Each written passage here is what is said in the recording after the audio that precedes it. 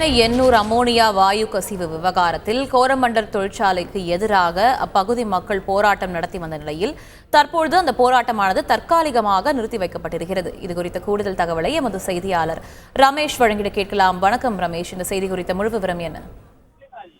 வணக்கம். சென்னை எண்ணூரில் உள்ள கோரமண்டல் தொழிற்சாலையை நிரந்தரமாக மூட வேண்டும் என்று எண்ணூர் கிராம மக்கள் தொடர் போராட்டத்தில் ஈடுபட்டு வந்த நிலையில் போராட்டத்தை தற்காலிகமாக நிறுத்தி வைப்பதாக அறிவித்திருக்கிறார்கள். அதாவது எண்ணூர் அருகே இருக்கக்கூடிய பெரியங்குப்பம் பகுதியில் இயங்கி வரக்கூடிய கோரமண்டல் உரம் தொழிற்சாலையில அம்மோனியா வாயு கசிவு ஏற்பட்டதால 60க்கும் மேற்பட்ட பகுதி மக்கள் மருத்துவமனையில அனுமதிக்கப்பட்டார்கள்.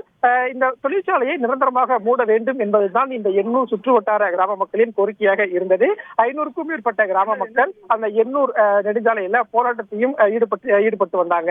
இந்த சூழல்ல இந்த கோரமண்டல் தொழிற்சாலை நுழைவு வாயில்ல இந்த கோரமண்டல் தொழிற்சாலை தற்காலிகமாக மூடப்படுவதாகவும் அதே போல இந்த ஒரு வார காலத்திற்குள் அடுத்த கட்ட நடவடிக்கை எடுக்கப்படும் என்றும் தெரிவித்திருக்கக்கூடிய சூழல்ல இந்த போராட்டம் எங்களுடைய போராட்டம் தற்காலிகமாக நிறுத்தி வைக்கப்படுவதாக போராட்டத்தில் ஈடுபட்ட எண்ணூர் கிராம மக்கள் தெரிவித்திருக்கிறார்கள். மேலும் நாளைய தினம் எண்ணூர் சுற்றுவட்டார கிராம மக்கள் ஒருங்கிணைப்பு குழு கூட்டம் நடத்தி அடுத்த கட்ட போராட்டம் குறித்து அறிவிப்போம் என்று சொல்லியிருக்கிறார்கள். குறிப்பாக இந்த கோரமண்டல் உர தொழிற்சாலையை பொறுத்த வரைக்கும் தற்காலிகமாக இயங்குவதற்கு தடை விதிக்கப்பட்டு நோட்டீஸ் ஒட்டப்பட்டிருப்பதால் எங்களுடைய போராட்டம் தற்காலிகமாக நிறுத்தி வைக்கப்படுகிறது என்றும் எண்ணூர் கிராம மக்கள் அறிவித்திருக்கிறார்கள்.